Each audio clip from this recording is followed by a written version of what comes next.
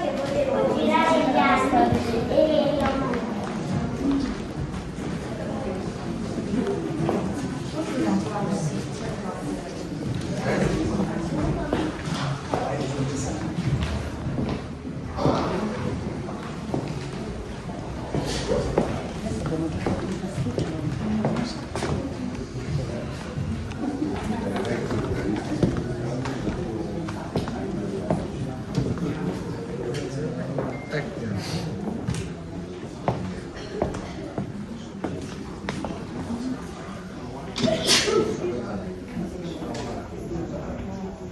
Yes, tonight I just remind that we will have Silvio Pons, President of the Fondazione Gramsci, David Forgacs, the remote Professor of Contemporary Italian Studies of New York University, Crehan, Professor of Anthropology at CUNY Graduate Center at College of Staten Island, and Brendan Hogan, Clinical Professor, Liberal Studies, New York University. Thank you very much for coming at the Cultural Institute. Most important, thank you the Fondazione Gramsci to bring 4 of these notebooks. I think it's very important for the Cultural Institute to showcase this document that come from the past but have some special meaning even today.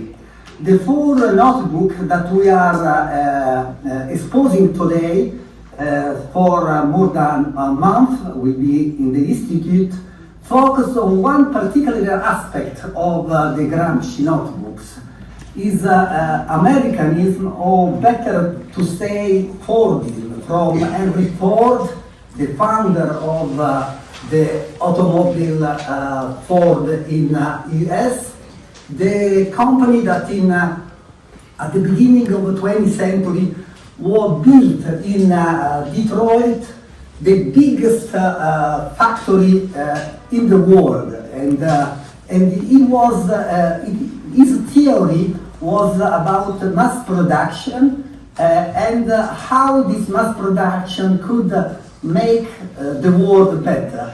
Gramsci, who has never had the chance to come in the United States, was fascinated by Fordism, and he was reflecting about the theory of Henry Ford, of course, about his perspective, Marxist, communist perspective, to try to turn Fordism in something better for the workers. But better than me, that will be explained by the speakers, and so without any other hesitation, I would like to give the floor to, I think, the first speaker, that is Silvio Pons, Presidente della Fondazione Gramsci. Grazie a tutti, buonasera.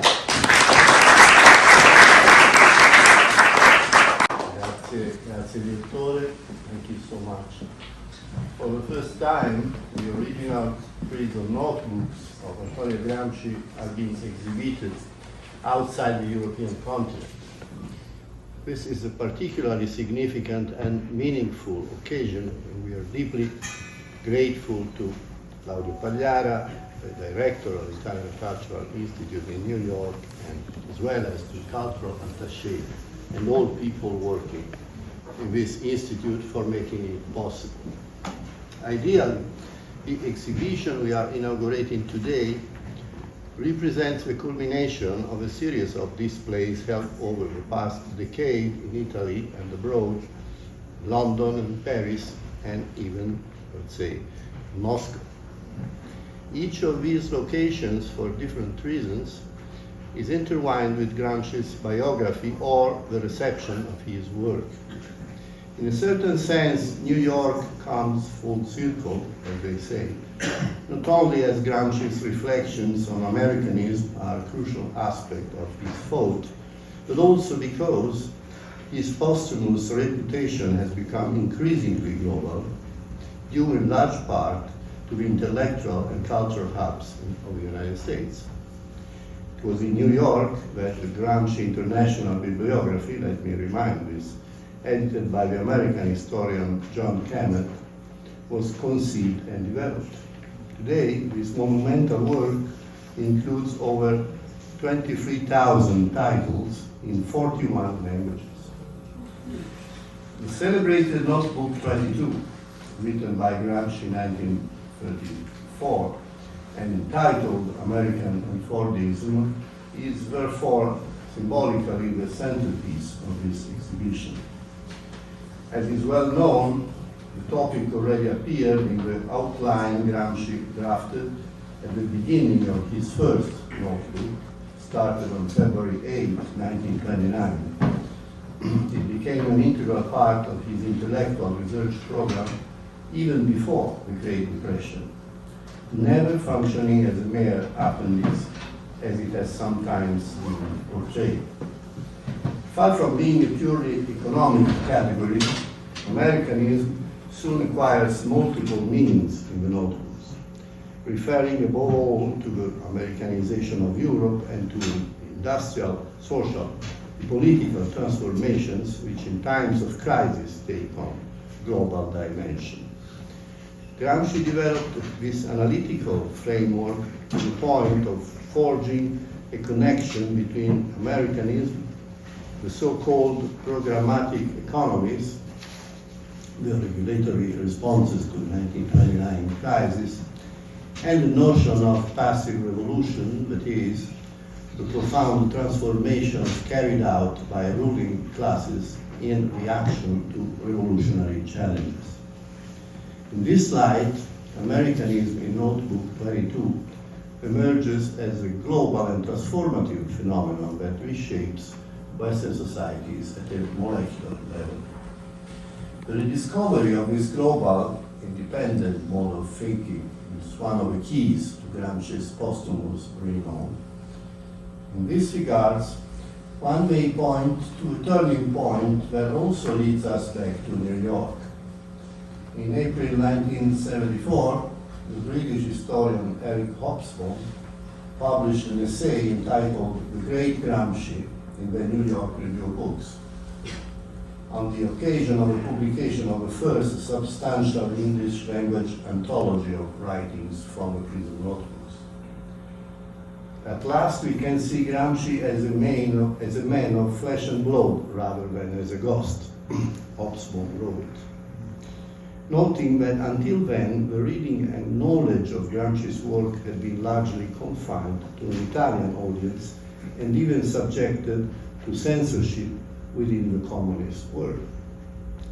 We might therefore date to that moment the symbolic beginning of Gramsci's internationalization, the point at which his thought entered the broader Western intellectual sphere and even beyond that, and laid the groundwork for its even wider dissemination through the medium of English language. During that decade, translations, interpretations, and approaches to Gramsci underwent profound change by the cultural and political transformations brought about by the long 1968 and more generally by new awareness of global interdependence that exposed the Cold War's crisis both as a system of values and as a world order.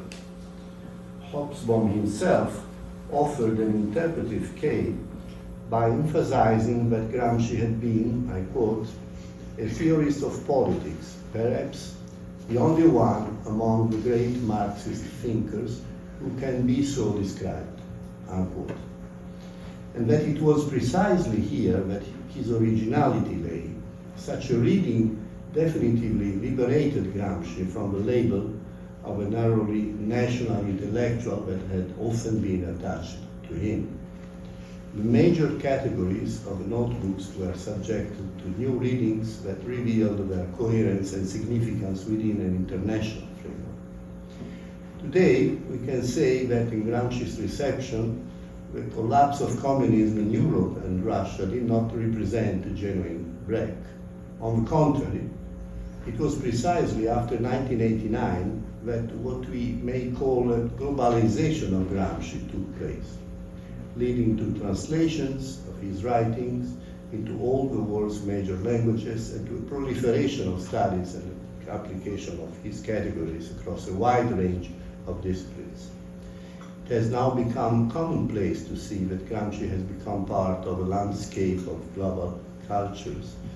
And although this reality may times resulting from fragmentary, decontextualized readings or questionable appropriations, is nonetheless demonstrates the vitality of Gramsci's thought and compels us to reflect on the reasons for its enduring relevance. Gramsci has become a classic of 20th century political thought, and as such will inevitably be read freely in every place and at every moment. There is no need to dwell further on the notion of classic. Let me perhaps remind the words of Italo Calvino, I quote, "A classic is a work which relegates the present to the status of background noise, but which cannot do without that background noise." Unquote. That background noise is also the noise of history, at least in Gramsci's case. His status as a classic does not imply the erasure of history. On the contrary, reading Gramsci requires an understanding of his historical context. The theme of this exhibition, to my mind, offers a significant example of this approach and raises questions about the relationship between past and present, in this case about the origins and legacy of the American century, as well as about the interaction between European and American cultures. Thank you very much.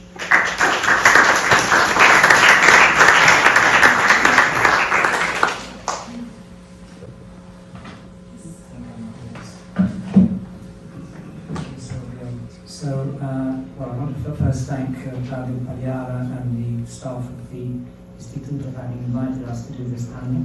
I want to give you all a chance to look at the exhibition, so I'll try and be succinct. But I thought my bit of this is to say something about Gramsci and his understanding of America, because he's a case of an intellectual, like many, many people in the 20th century, who imagined America and wrote about America without actually having been there. And of course, this was a time when many, many Italians, we're talking about millions of Italians, did actually move to both North and South America and made their homes there. So, and of course, many also from the region that he originally came from Sardinia. But he was not one of them. So he was somebody who had to think about America without having seen it. I would say actually that even if you did live in America in that time, you didn't necessarily know it very well. Remember, this is an age where there's not yet television, radio is in its infancy. There are many people who didn't read or didn't read newspapers, so many people's knowledge of where they lived was very much limited to their own hometown or their own local area, at the most their state. So in a sense, somebody who's outside America has the advantage of at least having access to printed material by other people who visited it, and I think this is essentially what Gramsci did. I just wanted to say there are some other notable examples of people who wrote about America, but I want to just focus this on two questions really, or three questions. Firstly, what was the nature of Gramsci's interest in the United States?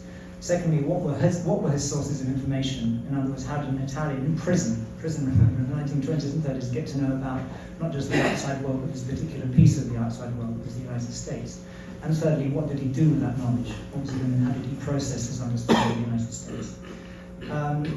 And I wanted to mention that another illustrious person who wrote about America without having been there was Franz Kafka, who wrote his first book, actually, that was published, like most of his work, posthumously after he died, written in 1911, 1914.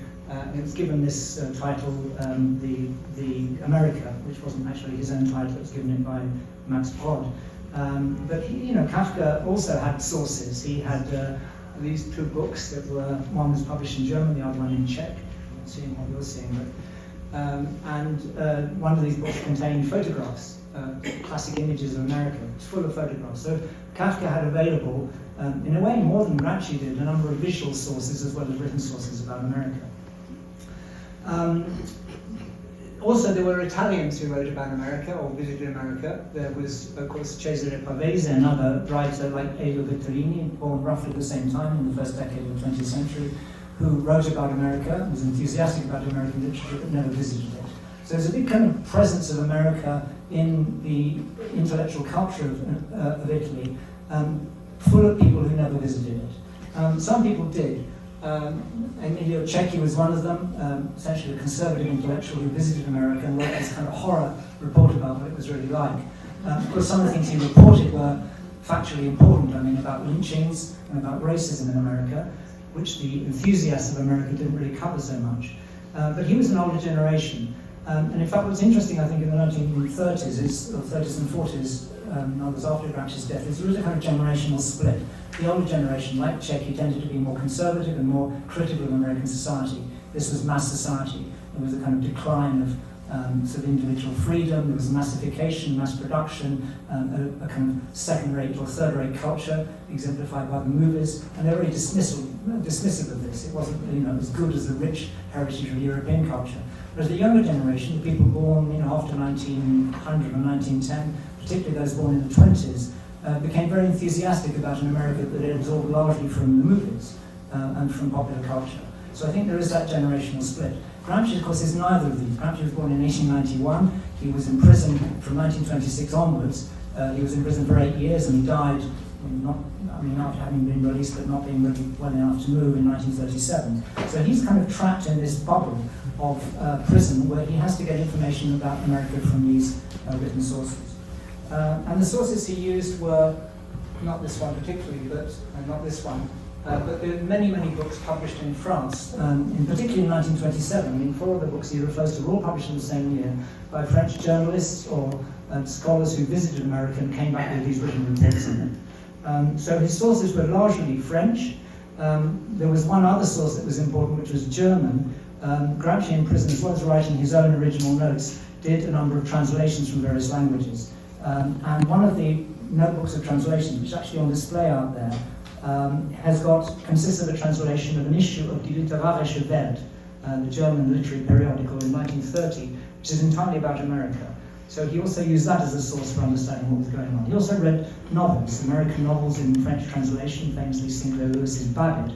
So he is forming his idea about America from these written sources. Fordism, which is I mentioned this one as well, this is kind of partly just to show this kind of right-wing appropriation. Hergé, which is the pseudonym of Georges Remy, the Belgian with fascist sympathies in the 1920s and 30s, wrote a number of kind of these Tintin books, Tintin. The first was Tintin in the Land of the Soviets, which is, of course, very hostile to Soviet communism. The second one was Tintin en Amérique, Tintin in America, where it's essentially got this kind of negative image of gangland violence and this kind of dystopic mass production. There's a piece of it where Tintin is enticed into a meat factory where a cow goes in at one side and comes out as a set of cans of corned beef.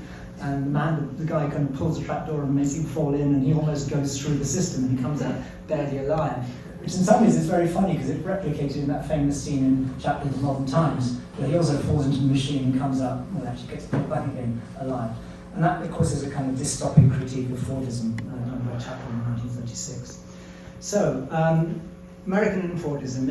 It's one of 16 topics that Gramsci says he's going to write about in the very first notebook, 1929. You can see it highlighted there. And so he knows already, 1929, just a few months before the Wall Street crash, he's going to write about America and Americanism. And then he collects, as Silvio Pons was just saying, these notes and revises them in a special notebook of 1934 called Americanismo e Fordismo, which we also have on display outside there. And I think the thing interesting is that Gramsci was actually quite good at interacting critically with these sources. So the sources gave him various takes on America, partly critical, partly informational. Gramsci was able, I think, intuitively, and also with his knowledge of the world that he'd grown up in. Remember, that was both the Sardinia of his childhood and adolescence, and Torino, where he spent 10 years as a student, an activist and a socialist, and then the Communist Party.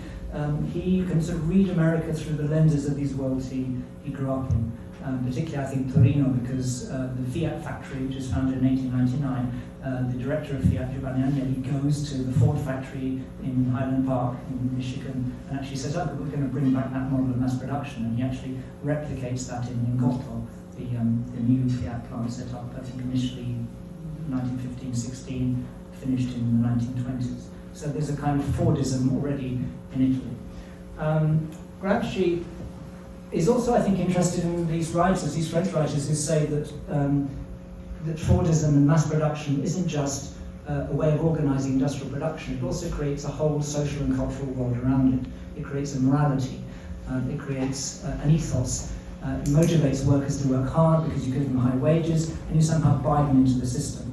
So what Gramsci, I think, wanted to do as a writer on Fordism, to say how can we, as communists, because he was after all in the Communist Party and part of the Communist International, how can we, as people on the left, take the best things about this system, this rationalised form of production in series, and make sure that it somehow can be controlled by the workers and not by the bosses. So, you know, he liked the rationality and the efficient organisation of industrial production. What he didn't like was the way it was used as a means of oppressing the working classes. That's pretty much it. I mean, here's an image of the Ford factory. Extraordinarily, there's 12,000 employees already there, working there in 1913. And if you look at this Ford Motor Company film that was made in 1923, which we're going to be showing at the conference that we're having on at NYU on Friday and Saturday. You know, it's a kind of paean to the efficiency. It's obviously a propaganda film made by the company itself, showing how wonderful it is and showing the workers are, you know, dutifully doing their job. And it tells you how cars assemble on the assembly line. And as I said, I think the key thing here is that Gramsci says, how can we kind of somehow adopt this model of industrial production, but without the monotony, the degrading work, the forms of exploitation, the ruthless timekeeping of the Frederick Taylor system, so known as Taylorism. How can we do that without it being oppressive to the people doing it? I wanted just to end this by saying there's a kind of last point I want to say, which is Gramsci, I think, as somebody who's grown up on the left, or I mean, as a young adult, and has spent time in Moscow. He's been involved with the communist movement. He's seen Lenin, and he is very interested, I think, in trying to undermine this myth of America as being this kind of classless utopia. Many of these visitors, commentators to the USA, these French people, said, you know, America has done this extraordinary experiment of abolishing social classes and class difference. You know, now everybody is somehow in this system. The factory workers get paid high wages. They can buy the Ford motor car that they help produce. They eat well. They're in nice apartments. You know, class divisions have disappeared. The class struggle is gone. And Gramsci knows enough about, I think, the American labor movement. Also, from one of his sources, there's a book by André Philippe called Le Problème ouvrier dans les États-Unis. The workers' problem in the United States. Obviously, you know, he sees as the problem. He says the workers' problem can be manifested by the many, many problems of the labour movement. And he gives this brilliant analysis from Philippe of the American labour movement, all the different trade unions and the different locals and so on. So Gramsci knows that there's a very active labour movement in the United States, very, very severely repressed, sometimes by the police or by military force, but he knows that the labour movement is very strong in the United States. So he can cut through this idea that America is this kind of classless utopia and says, okay, we need to get a better understanding of the real America. So this man, just to end on this point, living in a jail cell in southern Italy, reading these literary sources and these other sources, these journalistic travelogues, manages to form an idea of America that is well-informed, critical, dismissive of most of the utopian visions produced by the enthusiasts, but also dismissive of the negative kind of stereotypes about America produced by people who see it only as kind of a mass society that's going into some kind of cultural ruin. And in the middle of that, he produces, I think, a very, very contemporary, really, understanding of how a society works. So I will end on that point. Thank you.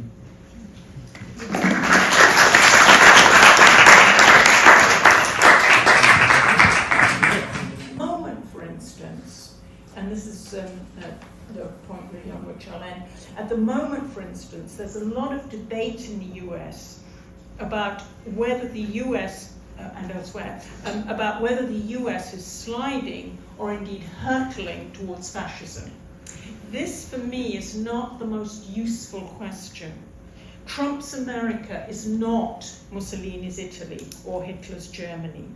If we want to understand the nature of the authoritarianism that seems to be taking hold here, the question is not whether or not it fits within a theoretical box labeled fascism.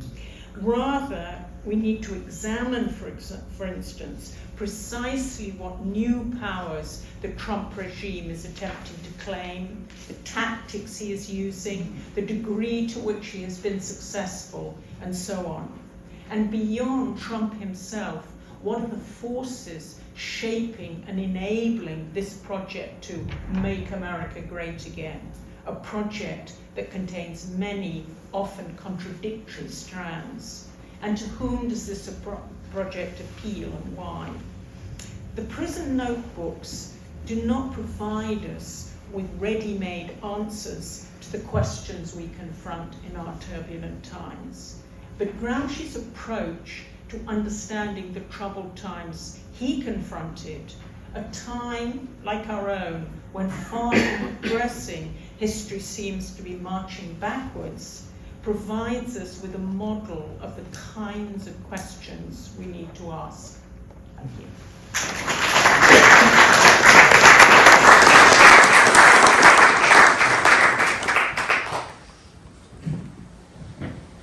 Thank you. Honor for me to have been invited to briefly address you tonight here at the Italian Institute of Culture.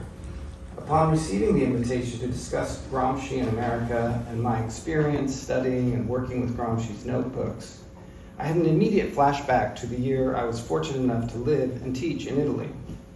Granted, the current confines of New York University in Firenze at the Villa La Pietra are some distance from the factory floors of Torino in the 1920s, not to say the home Gramsci returned to in Galarza each summer until his early 20s. Nonetheless, each time I have had the occasion to reflect on my time in Italy, a bittersweet feeling pervades. Sweet at the memory of the overwhelming cultural treasures and history that surround one, the people, and especially the youth and students, absorbing their inheritance and finding new ways to create and define their culture and their world. A bit bitter at the fact that I'm still not there. Though living in New York offers its own consolation, itself a bittersweet city if ever there was one. My own history with the prison notebooks came rather late because graduate curriculum in higher education and philosophy in the United States offers no required or specialized courses in Gramsci's writings, and the doctoral dissertations in philosophy focusing on these texts or taking up his insights are actually quite sparse. This is changing slowly. Though I attended the New School for Social Research and had spent a good deal of time in intellectual traditions adjacent to, and in some cases stemming from the same roots as Gramsci's, the social sciences and other humanities in the United States have been much more attuned to the richness and depth of his writings. And thus, it was not until I had the occasion to begin the not insignificant undertaking of all of the volumes translated into English that I experienced a shock of resonance with respect to the main figure I had focused upon in my work, the US philosopher John Dewey. Perhaps it was the rhyming of history at the time with the Great Depression in the shape of the 2008 global financial crisis that especially intensified this resonance, as well as the gathering anti-democratic forces that are seeing what one can only wistfully hope is their full expression now in the US and abroad. Dewey's writings in the 30s echoed Gramsci's own in several registers, and I was especially struck how both included in their political analyses the cultural and social dimension of how our sensibilities are shaped, the inclusion of the people in a process of education as to the interests of the community, and that these community interests would be significantly constituted through the public articulation of the people's judgments, experiences, and struggles. This emphasis on the democratic formation of common sense had some differences, of course. Gramsci famously asked of the only full-blown and now globally recognized philosophical tradition or school born on United States soil, pragmatism, quote, "But what have the pragmatists accomplished besides helping to create the Rotary Club and supporting every backward conservative movement?" Close quote. Had Gramsci's reference point been Dewey's writings on democracy and education from 1916 or Reconstruction in philosophy from 1919, for instance, as opposed to William James, who had been mistakenly taken to be a friendly American voice by Gramsci's political foes in Italy, perhaps a rapprochement might have taken place.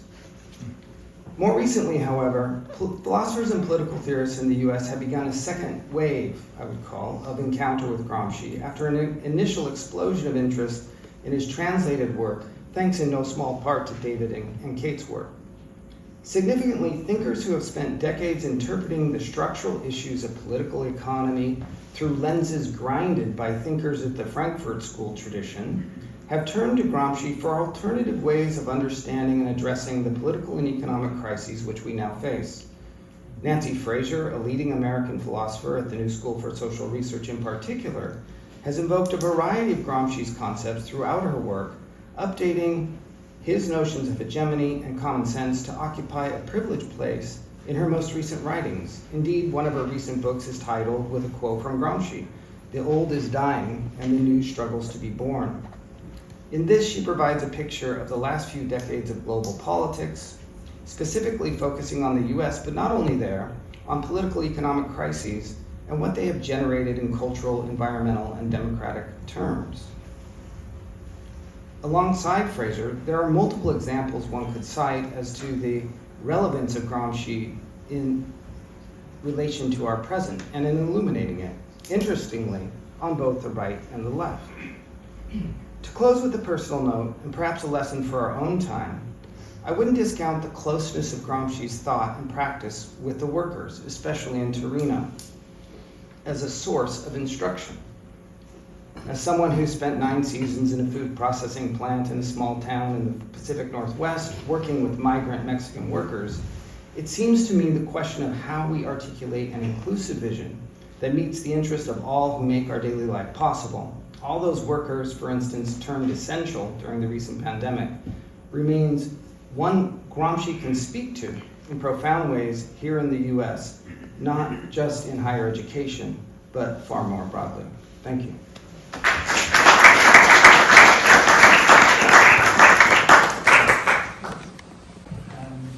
I think that's it for the speeches. You can go look at the exhibition now. I just wanted to say before we finish that there is a conference taking place on Friday and Saturday this week at NYU, where Brendan and I both teach. It's at Casa Italiana of NYU, which is on 24 West 12th Street. If you look on the Casa Italiana website, you'll find the full program for 2 days. All of us, the usual suspects, are going to be there. And I will say something different. 20, there's, I think, 21 scholars, but there's also a film program. We're showing these forward films and some theatre films. We're showing a bit of Charlie Chaplin's Modern Times. There's a panel about an art installation that took place in the Bronx in 2013 called the Gramsci Monument. So we tried to make it not just one scholarly paper after another. So if you're interested in finding out more about Gramsci, do come along to that on Friday and Saturday. It's completely free and open. Great. And you enjoy the exhibition.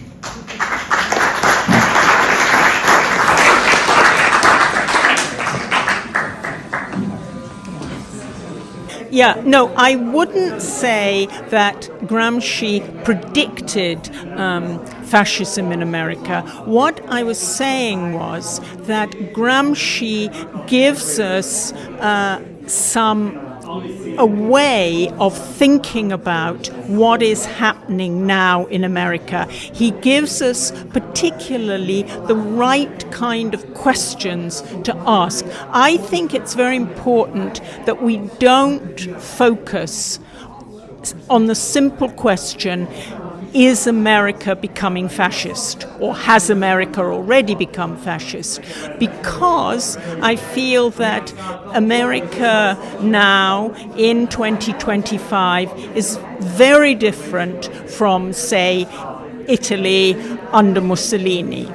And what we need to understand is the kind of power that Trump and the MAGA movement and the forces behind that, the kind of power that they are seeking to acquire and seem to be being rather successful at acquiring, and how exactly they're going about that.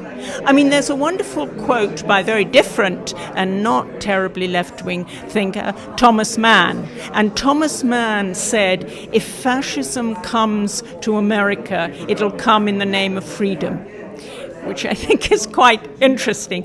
And I think we need to look at, as I say, to really analyze in detail just what is going on, what kind of powers are being seized, what kind of laws are being overridden, etc., etc. And Gramsci gives us very powerful tools with which to do that.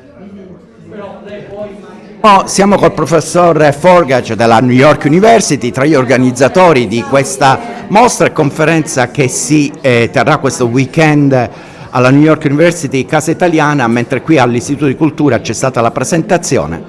Professore, si è parlato molto di come gli scritti e il pensiero di Gramsci, a distanza di 80 anni dalla sua morte, ancora siano attuali. Il titolo è Gramsci and Americanism di questa conferenza. Bene, Gramsci cosa aveva capito dell'America? Gramsci, chiaramente, come ha già detto, è vissuto in un'altra epoca, quella degli anni 20-30, quindi gli anni tra le due guerre, in cui il mondo era un mondo molto diverso. Lui, per esempio, credeva alla centralità del sistema produttivo industriale, della grande fabbrica, della classe operaia come classe, diciamo, di avanguardia. Adesso quasi nessuno crede più a questo modello. L'economia si è trasformata, abbiamo anche mezzi di comunicazione di cui non poteva neanche sognare Gramsci, non era ancora nata la televisione, per non parlare dell'internet, no? Quindi non si può trasportare queste idee di una comunista degli anni 20-30 all'America di oggi. Quello che si può fare, quello che fanno molti studiosi, è dire: guarda, Gramsci aveva un modo di guardare le cose, un metodo di analizzare le cose, capendo molto bene il rapporto tra le classi sociali, come una classe dominante potrebbe anche accapparsi degli interessi delle classi dominate. E questo tipo di analisi, in cui lui era molto anche attento ai fatti culturali, no? al potere delle comunicazioni di massa come erano ai suoi tempi, quindi si può come si dice, importare e applicare quell'idea a un mondo molto diverso. E infatti quelli che dicono che Gramsci è ancora attuale fanno proprio così, cioè usano diciamo questa lente gramsciana, questo metodo di analisi gramsciana, e la applicano a questa America molto diversa in cui viviamo oggi. Ma insomma Gramsci non l'ha predetto quindi Trump? No, Gramsci non era, come si dice, wasn't in the business of prediction, non era uno che poteva prevedere, anzi la sua critica al marxismo dei suoi tempi era che era troppo radicata in queste previsioni, no? Crollerà il capitalismo, vincerà la classe operaia, ci sarà la rivoluzione. Lui diceva che queste previsioni sono false, cioè non sono state, diciamo, avverate dalla storia. Dobbiamo non lavorare con le previsioni ma con l'analisi di oggi. E quindi questa secondo me è la grande novità di Gramsci.